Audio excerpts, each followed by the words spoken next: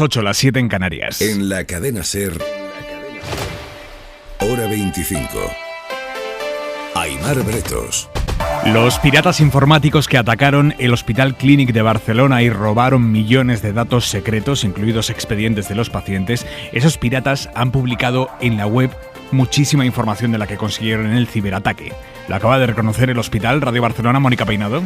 Es la publicación de datos más importante que han realizado los responsables del ciberataque que desde el pasado mes de marzo lograron acceder al sistema informático del hospital. Fuentes del Clínic aseguran que todavía no saben si se ha publicado la totalidad de la información que robaron, pero hay datos de los expedientes clínicos de los pacientes, de los trabajadores del centro sanitario, de proveedores y también de investigaciones y ensayos clínicos en marcha. La primera filtración se realizó para intentar que el hospital pagara el rescate que pedían de $4,5 millones de dólares. Luego se produjo una segunda publicación de datos y ahora esta tercera, avanzada por VilaWeb, que es la más importante por el volumen de datos que han desvelado. Los Mossos d'Esquadra han estado trabajando desde el mes de marzo para impedir la publicación. Han abortado algunos de los intentos, pero los piratas informáticos han conseguido volver a publicar.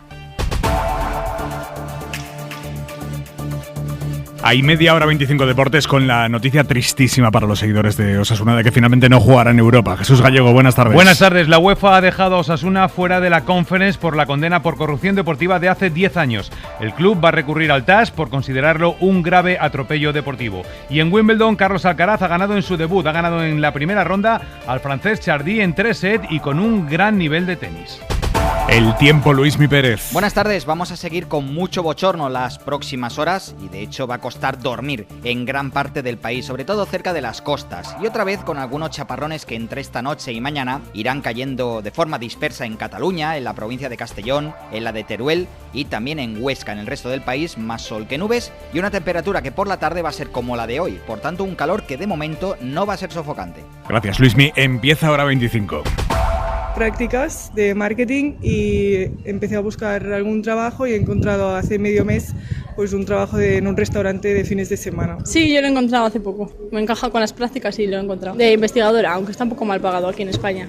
La verdad es que podían pagar un poco mejor. Ahora en verano es que se consigue más empleo. Hace 2 semanitas más o menos para cubrir durante la campaña de verano. Los datos de paro y afiliación a la Seguridad Social que hemos conocido hoy son muy buenos datos. Nunca antes había habido en España tanta gente trabajando, tanta gente cotizando, 20.900.000 personas, y el paro cae a niveles de hace 15 años. Javier Ruiz, buenas tardes. ¿Qué tal? Muy buenas tardes. Y son los datos con los que el Gobierno se presenta a las elecciones, porque no vamos a ver más hasta el próximo día 27, después de la cita electoral. Creación de empleo, 54.000 puestos de trabajo, más solo este mes. 20,8 millones de afiliados. Es un máximo histórico.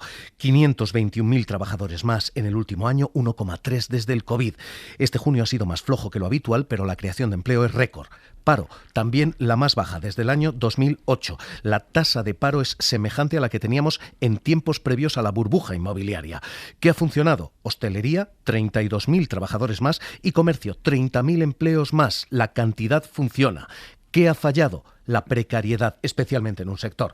Profesores, 51.700 se van a la calle. Se despide a esos profesores en junio, se pagan sus propias vacaciones con su paro hoy y van en hora 14, decía. Lo peor de todo es el perjuicio a nivel administrativo, que otros interinos de otras comunidades con menos experiencia obtienen mejores puntuaciones. El año pasado, con todo el verano, fueron 270.000 los profesores despedidos. El anterior, 280.000. Este año solo acaba de comenzar. Los profesores en verano son la muestra, el termómetro de la precariedad. Lo ampliamos a las 9, en hora 25 de los negocios. Hasta ahora, Ruiz. Hasta ahora. Acaba de terminar en Murcia la reunión entre PP y Vox. Durante toda la tarde han estado negociando cómo desbloquear la situación política. El PP quiere gobernar en solitario, pero necesita que Vox se abstenga y Vox exige entrar en el gobierno a cambio de facilitar esa investidura del Partido Popular. En Extremadura, quien sí pasó por ese mismo aro, María Guardiola, tiene ya fecha para su investidura. Será el 13 y 14 de julio, la semana que viene.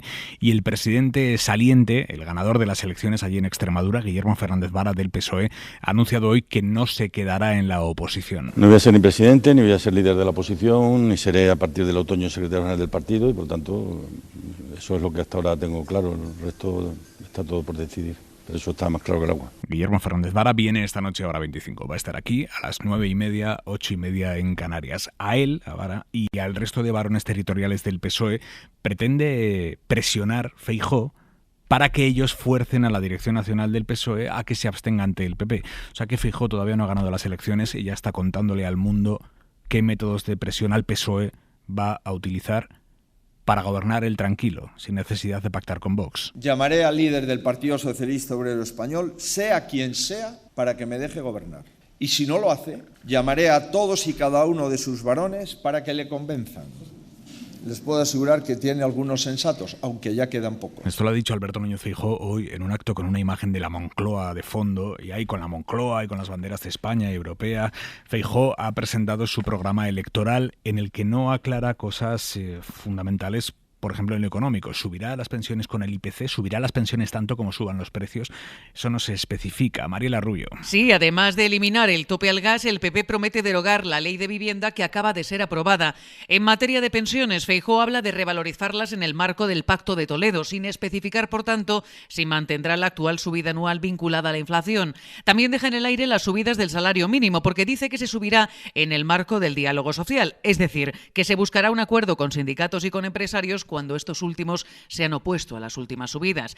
En materia fiscal, el PP promete deflactar el IRPF para compensar la inflación y eliminar el impuesto a las grandes fortunas. Asimismo, promete hacer una auditoría de las cuentas públicas y de los fondos europeos. Derogar el sanchismo implica derogar leyes y medidas equivocadas, pero no quiero gobernar para practicar revanchas de ningún tipo. Creo oportuno decir esto ante la sorpresa que a algunos les ha provocado, por ejemplo, nuestra decisión de no derogar la reforma laboral. Seremos un gobierno justo, no revanchista. Los populares anuncian que van a recuperar los delitos de sedición y malversación y además se comprometen a regular en el Código Penal la convocatoria de referéndum ilegal.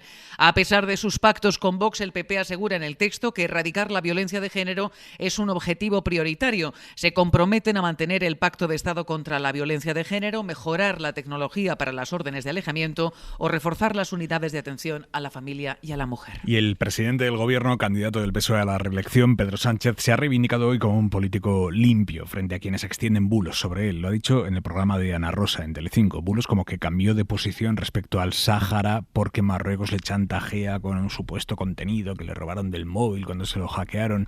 Ana Rosa Quintana le ha preguntado a Sánchez por eso y él se ha reivindicado frente a, por ejemplo, Rajoy por su SMS de Luis E. Fuerte. En el pasado, sí hubo un presidente del Gobierno que salió en los medios de comunicación SMS de apoyo a un corrupto como fue Bárcenas. El problema es que hoy no tienen nada contra mí.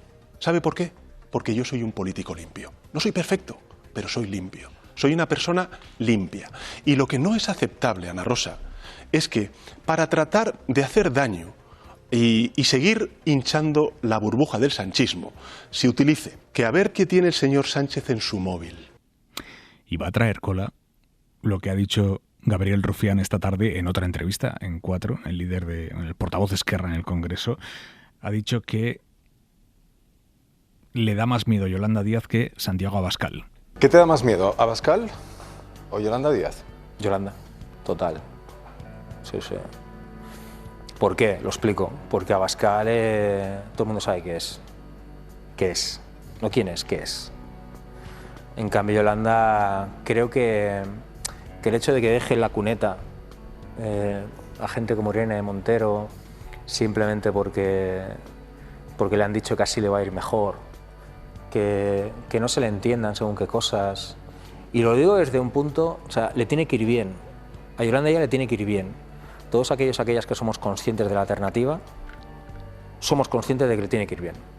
Pero dicho esto, a mí me da miedo que no sea lo suficientemente valiente. Entonces me da miedo, me preocupa mucho más la actitud de la izquierda del progresismo español que el fascismo español.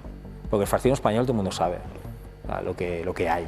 Esta noche va a estar aquí en Hora 25 Íñigo Errejón, el líder de Más País, el número 4 de Sumar por Madrid a estas elecciones generales. Viene a Hora 25, estará aquí a las 10:30 de la noche, 9:30 en Canarias. Por cierto, Sumar ha anunciado que incorpora a la escritora y filósofa Elisabeth Duval como portavoz en materia de feminismo y derechos LGTBI. Guillermo Lerma, buenas tardes. Buenas tardes. Cercana a Yolanda Díaz, crítica con la estrategia de Podemos durante estos últimos meses, Elisabeth Duval ficha por la coalición que lidera la vicepresidenta segunda. Será la portavoz de Igualdad y Derechos LGTBI de Sumar y desde el partido la presentan como un referente intelectual que impulsará, dicen, un feminismo abierto, dialogante e integrador. Hace poco más de un año, entrevistada aquí en Hora 25, Duval decía que la izquierda no puede fiarlo todo a azuzar el miedo a Vox. Creo que la izquierda, si tiene que centrarse en algo, es en ofrecer un proyecto, ofrecer un modelo alternativo que realmente tenga bases y que sea sólido, y que no puede jugarlo todo a la demonización de un adversario fantasma que cada día está más normalizado.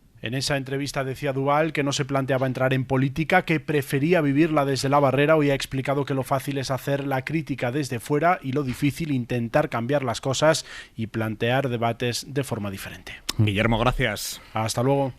Y va a más el goteo de cancelaciones de obras de teatro, películas, con la llegada de PP y Vox, incluso con el PP en solitario en algunos ayuntamientos, tras el Orlando de Virginia Woolf o la película de Lightyear por el beso entre dos mujeres. Hoy en Castilla y León, el nuevo alcalde de Briviesca, donde el PP gobierna solo, ha cancelado una obra de teatro que cuenta la historia de un maestro republicano fusilado.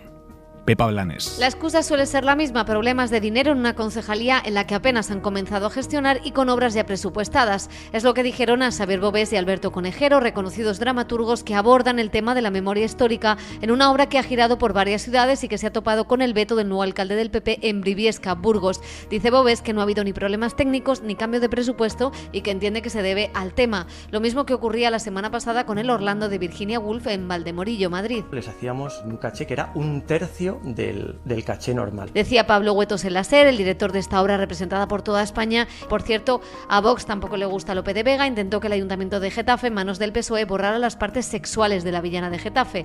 Y hasta el cine se ha visto afectado. El sábado se cancelaba la proyección de Buzz Lightyear, película de animación de Pixar, porque en una escena dos mujeres se daban un beso. Fue en Santa María de Bezana, Cantabria, con alcaldesa de PP y concejal de Cultura de Vox. Hora 25. Aimar Bretos. Ya son 11 los muertos por la operación israelí en Jenin, en la Cisjordania ocupada. Esta tarde ha muerto uno de los heridos, así que el balance de muertos aumenta. El ejército sigue ahí desplegado fundamentalmente en el campo de refugiados, del que han huido ya 3.000 personas. En respuesta a esta operación, un palestino miembro de Hamas ha embestido hoy su coche contra viandantes en Tel Aviv. Hay 7 heridos. Informa desde Jerusalén para la SER Pedro Javier Armengou. Tras más de un día y medio de incursión en Jenin, los bombardeos y los combates han continuado este martes, aunque ya han empezado a disminuir. El primer ministro israelí Benjamin Netanyahu ha dicho esta tarde que el ejército está completando su misión, aunque ha advertido que la operación a gran escala en la ciudad no es cosa de una sola vez. Mientras tanto, las escenas en Jenin son de absoluta destrucción y las ONGs advierten que el peligro para la población todavía no ha pasado. Pedro Serrano es médico de urgencias de Médicos Sin Fronteras en Jenin. Toda persona que se encuentre dentro o fuera del campo está en riesgo, dado que no sabemos en qué momento puede haber una explosión, un ataque, que están tirando bombas, cohetes. Tuvimos incidentes con gas lacrimógeno dentro del hospital. En paralelo a los combates en Cisjordania, este martes por la tarde, un palestino de 20 años ha atropellado intencionadamente a diversos transeúntes en Tel Aviv. Después ha salido del vehículo y ha apuñalado a varios israelíes hasta que ha sido abatido. Al menos 7 personas han resultado heridas. Hamas ha celebrado el ataque como una venganza heroica por la operación de Jenin y ha informado que el atacante pertenecía a su movimiento. En Francia, las protestas por la muerte de Nael, el adolescente asesinado a tiros por un policía, las protestas van por ahora a menos. Pero lo que aumenta sin parar es la cantidad de dinero que está recaudando un fondo de ayuda para el policía que mató al chico. Ese fondo, esa recaudación la ha puesto en marcha un viejo conocido de la ultraderecha francesa. Es Jean Messia, es un hombre que fue portavoz de Semur en la última campaña electoral, que coordinó el programa de Le Pen en 2017. Ahora ha puesto en marcha esa pseudocolecta para ayudar a la gente que mató al adolescente. Alegan que él solo hizo su trabajo. Ha recaudado ya más de 1 millón de euros. y la izquierda ha amenazado con llevar esta colecta a los tribunales por un delito de odio. Su promotor acaba de anunciar que cierra la colecta, que lo va a cerrar en unas horas para evitar que le demanden. Corresponsal en Francia, Vicens Batalla. Hola, buenas tardes. Empiezo por la información también de la reunión de Macron con los alcaldes, porque ante 241 alcaldes de toda Francia afectados por la semana de disturbios, el presidente Macron anunció una ley de urgencia para acelerar la reconstrucción de edificios públicos, transportes y mobiliario urbano. Así lo transmitieron algunos de los asistentes, aunque no se ha concretado cuándo se presentará este texto. La Asociación de Alcaldes de Francia calcula entre 300 y 400 millones de euros, incluyendo también los daños en los comercios, el coste de esta reconstrucción. El objetivo de Macron es poder reconstruir lo más rápido posible, al tiempo que se trabaja más a largo plazo sobre los problemas sociales en los barrios más pobres del país. Esta es la demanda de los alcaldes de izquierda, que reclaman más medios y que contrasta con los de la derecha y la ultraderecha, que quieren penalizar a las familias con hijos menores que participen en los altercados, algo que el propio Macron también se plantea. Y por otro lado, la polémica por esta colecta a través de internet del polemista de extrema derecha Jean Messia, que ya ha recogido 1,5 millones de euros por el policía que disparó mortalmente al joven Nael, ha llegado a la Asamblea Nacional esta tarde, donde el ministro del Interior ha manifestado que no podía impedir su existencia. Pero un diputado socialista ha pedido a la Fiscalía que la cierre por incitación al odio, y por eso ahora mismo el promotor acaba de anunciar que la colecta la cierra a medianoche para evitar esta actuación de la Fiscalía. En comparación, la colecta para la madre de Nael llevaba recogido hasta ahora menos de 200.000 euros. Hora 25. Aimar Bretos. Y un asunto más de la crónica internacional que nos puede pasar bajo el radar, pero que es muy importante. China va a restringir las exportaciones al extranjero de 2 minerales clave para hacer los microchips, que a su vez son la base de muchísimos productos tecnológicos. Tanto la Unión Europea como Estados miembros, Alemania, por ejemplo, han reconocido ya que estas restricciones chinas van a suponer problemas aquí en Europa. Estados Unidos estudia represalias a China. Ángel Villascusa. A partir del 1 de agosto, China impondrá limitaciones para exportar galio y germanio, 2 metales clave para la fabricación de microchips, hardware y vehículos, y que son esenciales para la transición energética. Dice el gobierno chino que es una medida para proteger los intereses y la seguridad de su país.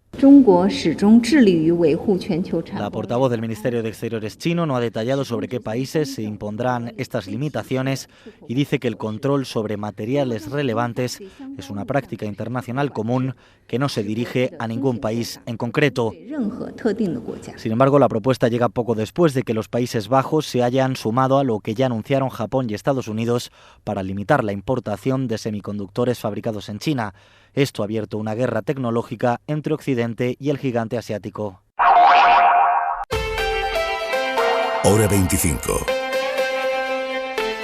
Aimar Bretos. A la mascarilla obligatoria en farmacias, hospitales, residencias le quedan horas. Lo que seguimos a ver es cuántas horas le quedan. El Consejo de Ministros ha aprobado ya la retirada de estas mascarillas, así que cuando se publique en el boletín oficial podremos quitarnos este último resquicio de la pandemia del COVID, pero lo dicho, falta por saber exactamente desde cuándo, a partir de cuándo. Adela Molina. Lo máximo que ha precisado el ministro de Sanidad sobre la fecha ha sido esto. Una vez que esté publicado en el BOE, por lo tanto entra en vigor, y quiero resaltar lo de publicado en el BOE, es decir, no se va a hacer en base al día en el que se publica en el BOE, sino que en el momento que salga el BOE, pues entrará en vigor todas las medidas. En cuanto se publique en el BOE, puede ser mañana, aunque podría retrasarse al jueves. Las mascarillas dejarán de ser obligatorias en centros de salud, farmacias, residencias, en el dentista o el fisioterapeuta. En los hospitales se volverá al protocolo anterior a la pandemia, limitándolas a quirófanos y UCIs. Era la última de las medidas que quedaba en vigor por el COVID-19. 1.207 días después, el Consejo de Ministros pues pone fin a la emergencia sanitaria provocada por la COVID-19. Más de 3 años después podemos decir, sin bajar la guardia, adiós a una pandemia que ha marcado nuestras vidas en estos años. Las mascarillas se mantendrán como una recomendación para personas vulnerables o cuando tengamos síntomas de infección respiratoria. Esta mañana hemos escuchado en Hoy por Hoy con Ángels a Antonia, la mujer a la que el Servicio Murciano de Salud derivó a Madrid para abortar. Pese a que el suyo era un embarazo con muchísimos problemas, riesgo de malformaciones en el feto, ella tuvo que abortar a 400 kilómetros de su casa y ahora el Tribunal Constitucional ha obligado a Murcia a indemnizarla, porque entiende el tribunal que impedir a una mujer abortar en su comunidad supone una vulneración de sus derechos. Y es importante porque cada año son muchísimas las mujeres que pasan por este mismo calvario, el que nos ha contado Antonia en Hoy por Hoy. Lucía Barbero. Un calvario que duró 8 semanas y que llevó a Antonia a una depresión. Ves que va creciendo, la vas sintiendo, es muy doloroso. Yo cogí una depresión muy grande, incluso la depresión, llegué a perder memoria y lo pasé bastante mal. Ella sabía que su embarazo presentaba problemas. Fue en la sanidad privada donde le confirmaron las malformaciones del feto. Pese a ello, en la pública intentaron disuadirla de abortar. Digamos que echan para atrás todo el informe e intentan convencerme para decir que la cría puede salir bien, incluso un poquito de amenaza, como tratándonos como que nosotros solo queríamos abortar, que no queríamos las posibilidades. Finalmente consiguió que la sanidad pública le diera cita, pero en Madrid y costeándose ella todos los gastos. Ayer el Constitucional le dio la razón y ahora Antonia espera que ninguna mujer más tenga que pasar por lo mismo que ella. Tienen la entrevista completa en cadenaser.com. Hora 25. Aimar Bretos. Ha aumentado un 43% en un año el número de conductores muertos en accidentes de tráfico que habían consumido algún tipo de psicofármacos, ansiolíticos, antidepresivos, este tipo de sustancias. Es un aumento brutal que preocupa entre los expertos porque también se da entre los peatones que mueren en accidentes. De hecho, en su caso, en el de los peatones, los psicofármacos empatan con el alcohol como la sustancia que más se detecta en las autopsias. Adrián del Pozo. Y ese crecimiento es tan espectacular que hace aumentar las cifras globales de muertos con sustancias en el cuerpo, aunque bajen los que habían tomado alcohol o drogas. Luis del Río, fiscal de Seguridad Vial. Como lo prescribe un médico, como parece que detrás hay una patología y no se toma en principio por diversión o de forma lúdica, quizás no seamos tan conscientes de los efectos que tiene. El aumento generalizado del abuso de estos fármacos en la sociedad es la causa que está detrás. Aquí se traduce también el comportamiento social. El consumo de psicofármacos está aumentando, probablemente por efectos pospandémicos. Lo estamos viendo en este tipo de muertes, pero lo estamos viendo también en los intentos de suicidio, sobre todo en adolescentes. Es Antonio Alonso, director del Instituto Nacional de Toxicología. Entre los peatones esta subida es más acusada todavía. Los ansiolíticos, antidepresivos y demás medicamentos son ya la sustancia que más aparece en las autopsias de peatones, unos fallecidos que en un 50% son mayores de 65 años. La mirada de Xavi Vidal Folk. Nuevo récord de personas con empleo en toda la historia de España. Casi 21 millones, concretamente 20,8 millones. O sea, que en el periodo de la autotitulada coalición progresista se han generado 2,5 millones de nuevos puestos de trabajo. Esto significa que el ritmo de creación de empleo bajo este gobierno ha alcanzado una media de 500,000 largo al año, porque su primera legislatura duró 1 año y medio y la segunda 3,5, o sea que en total suman 5 años. Sumen y dividan. Lo maravilloso sería acabar con todo el paro en una semana. Bueno, más que maravilloso, mágico. Pero es más realista manejarnos con los datos tangibles, que cada uno juzgue por sí mismo si ese ritmo de 500,000 al año es bastante bueno, muy bueno o extraordinario. Quien ya ha opinado es el jefe de la oposición, el líder del PP, y debe considerar que el resultado laboral del sanchismo es excelente.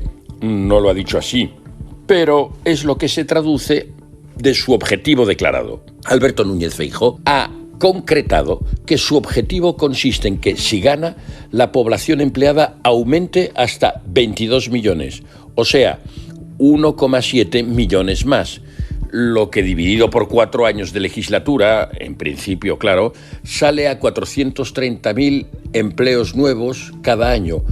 No es que esté mal el objetivo, claro que no, pero es inferior a la realidad que hemos vivido desde 2018. Convendría ponerse un listón más alto, al menos igualar a aquellos cuya obra se pretende derogar. ¿O no es mejor más empleos nuevos que menos? Minuto 25 de Hora 25.